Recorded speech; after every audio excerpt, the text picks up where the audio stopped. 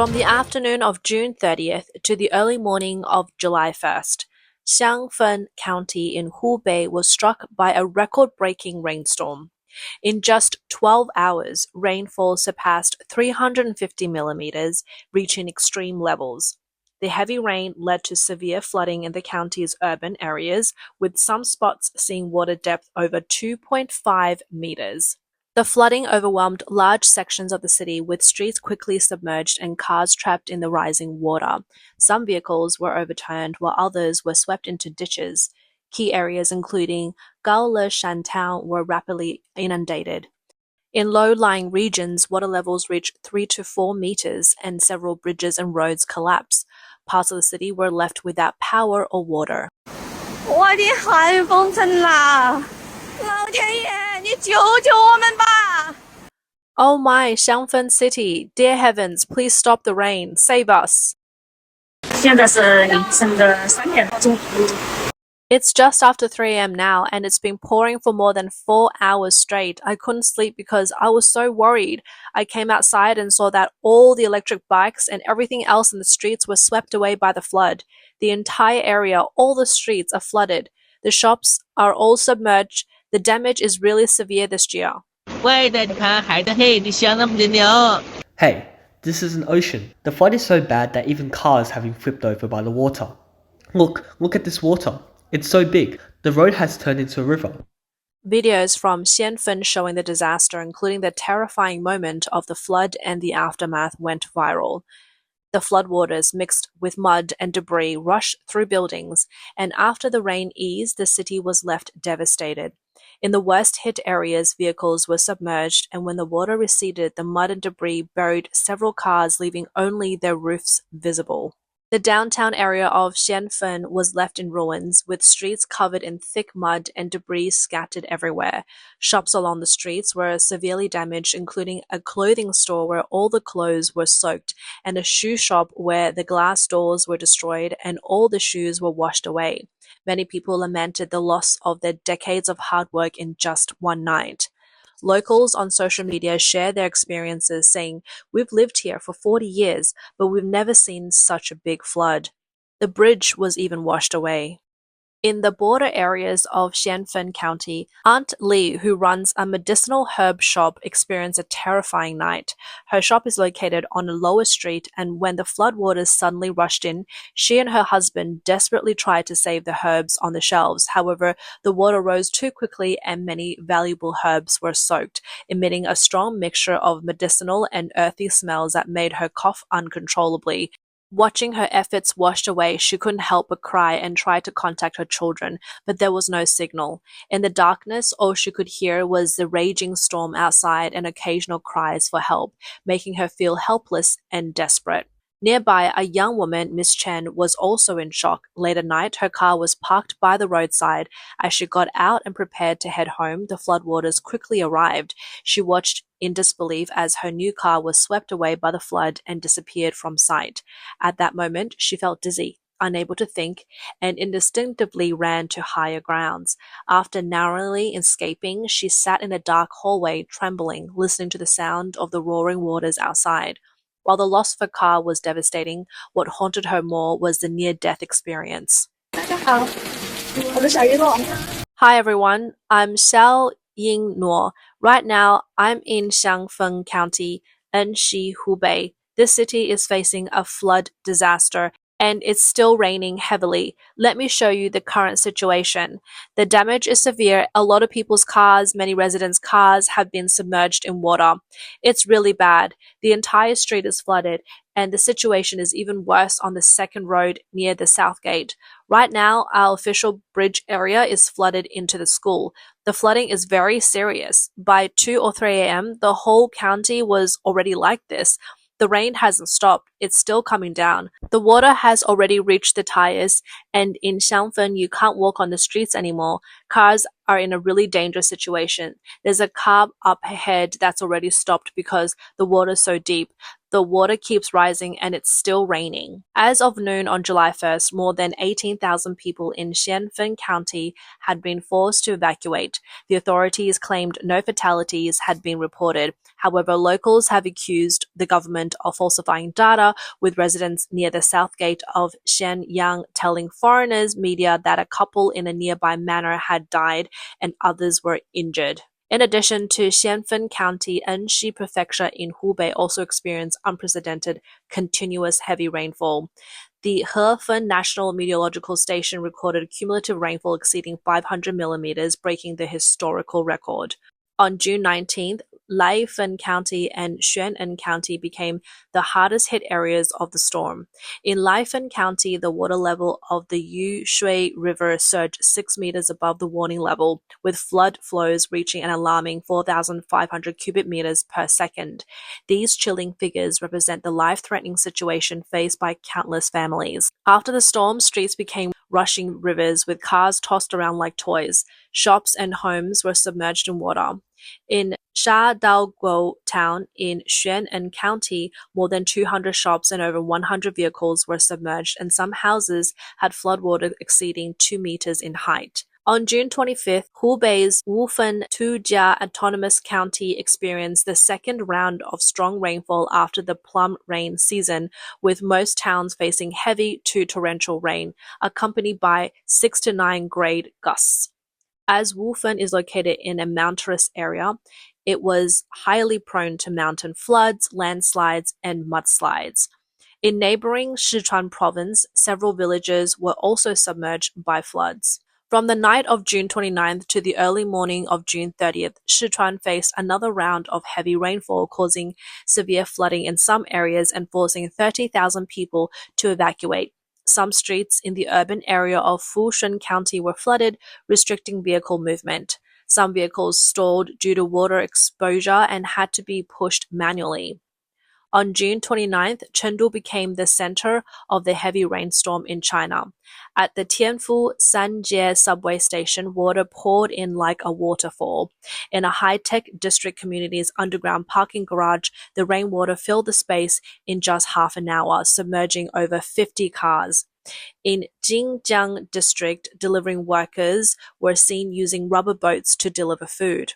Currently, water levels in the Yangtze River, Dongting Lake, and Poyang Lake are rising, posing the risk of secondary disasters.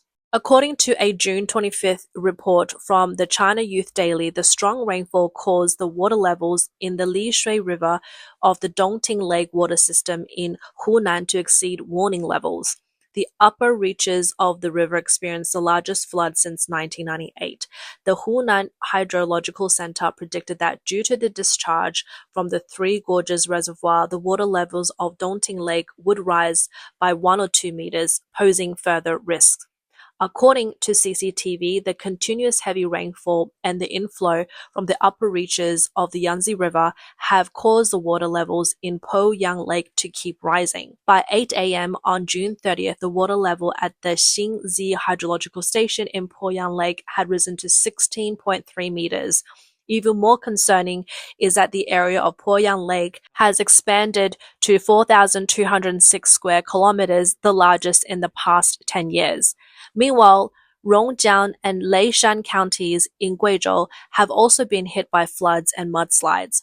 Mountain torrents have flooded buildings, sweeping away many homes. The devastation is severe. Authorities have reported 6 deaths so far, but locals are raising concerns that Chinese authorities are hiding the true scale of the disaster. Mr. Li, a flood victim from Guizhou, shared 2 bodies were dug out from the supermarket parking lot, but the official website will never tell the truth. One person said 13 people died, 2 are missing, and some have been detained. Residents say Rongjiang County is one of the hardest hit areas, with the entire county submerged due to flooding caused by water releases from upstream dams. Many homes, vehicles, and crops in surrounding rural areas have been swept away by the floodwaters. Looking at flooding disasters in China in recent years, heavy rainfall is one factor, but most floods are caused by the release of water from upstream hydropower stations and reservoirs. However, Chinese state media often downplay this by attributing the events to rare storms. Recently, Chinese official state media suddenly announced that reservoirs might release water at any time, which has drawn attention from those affected by the floods. On June 27th, Chinese state media stated in a report published by Xinhua News Agency that in order to protect areas of high risk of flooding, water would be released into low-lying regions.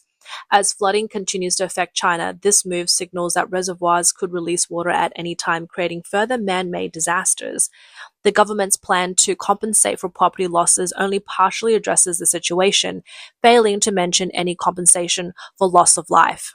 It is worth noting that unwarned water release have become a hallmark of the Chinese government's approach. For instance, in June 2020, Yichang City in Hubei was hit by heavy rain, causing severe flooding in the city center. Locals interviewed by Radio Free Asia on June 28 stated that the flooding was caused by water releases from the Three Gorges Dam and Gezhouba Dam, leading to the first city downstream, Yichang, being submerged by rapidly flowing water. The government initially claimed it was for power generation and only admitted to releasing water from the Three Gorges Dam on June 29th, acknowledging that the dam had released water for the first time that year. The Three Gorges area was bracing for more flooding. Since June, the middle and lower reaches of the Yangtze River have suffered severe flooding, affecting millions in several provinces along the river. Hubei, where the Three Gorges Dam is located, has become one of the worst hit regions.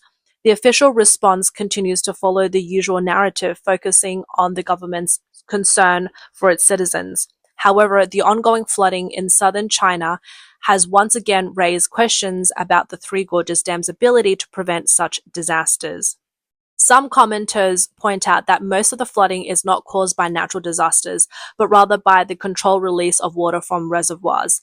They argue that over the past few decades, China has built numerous reservoirs, with the Three Gorges Dam contributing to increased seismic activity. Despite frequent claims to refer to science, the government's action often disregards scientific principles, leading to ill-planned projects. They believe that if these projects fail, the consequences will be catastrophic. The Three Gorges Dam has had a major environmental impact on the Yangtze River basin. As the largest hydroelectric project in the world, its reservoir stretches over 600 kilometers and holds 39.3 billion cubic meters of water. This has disrupted natural river flow, leading to various ecological consequences. Some studies show that while some areas have become more vegetated due to the abundance of water, this change is influenced by regional factors like temperature and rainfall. According to Fan Xiaoxiao, former chief engineer of the Regional Geological Survey team at the Sichuan Provincial Bureau of Geology and Mineral Resources, human-made projects like large reservoirs have had a significant impact on the local climate, in addition to global climate change. The resulting persistent meteorological disasters, including more frequent heavy rainfall and stronger floods, have become a serious challenge for the local community. When the Three Gorges Dam was completed in 2003, it was promoted as a solution for 5 key functions: power generation, navigation, south to north water diversion, and flood control. Initially, state media claimed the dam could withstand once in a millennium floods, later revising that to once in 100 years floods. However, the reality since its construction has been quite different. During drought downstream, the dam must store water, leading to competition for water resources. During floods, it must release water, which only exacerbates the flooding downstream. Reports indicate that on July 16, 2024, the Three Gorges Dam opened 11 floodgates, releasing 44,000 cubic meters of water per second. This was only the second time the dam had opened 11 gates since its construction. Estimates suggest that in just 5 minutes, the dam released enough water to fill one West Lake, with nearly 300 West Lakes worth of water being released each day.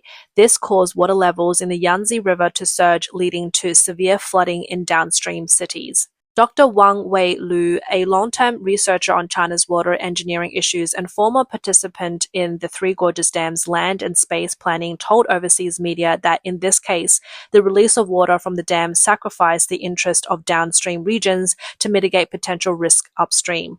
This is a political decision, and the technical operation is a follow-up of that decision. Dr. Wang also pointed out that many of China's reservoirs are modeled after the Three Gorges Reservoir. Instead of strictly controlling reservoir water levels during flood season, the levels are quietly raised to increase power generation and water sales for economic gain. When heavy rainfall occurs, the water is quietly released, usually at night, to avoid the risk of a dam breach, preventing the leaders from finding out. The rationale for releasing water is simple. If the reservoir fails, the downstream areas would face even worse disasters. The main purpose of the Three Gorges Dam, according to the government's narrative, is flood control. However, the primary purpose is actually power generation. To be effective for flood control, the dam's reservoir capacity must be large enough, and the ratio of total reservoir capacity to average annual runoff at the dam site must be significantly higher than the current ratio of 0.09. Also, accurate weather forecasting is required, which has not been achieved.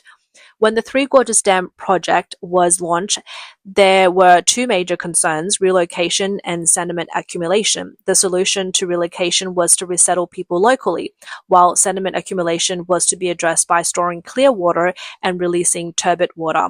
The feasibility report for the Three Gorges project stated that from June to the end of the flood season, the reservoir should maintain a water level 145 meters. However, the Three Gorges Reservoir has not operated according to this plan.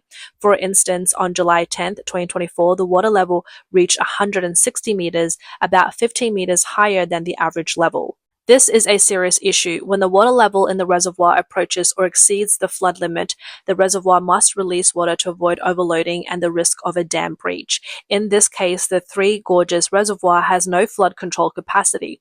Without that, it cannot fulfill its flood control function. Dr. Wang also warned that not only are people downstream at risk, but those in the reservoir's area are even more vulnerable, as many of the new cities built for relocated residents are located in landslide-prone areas.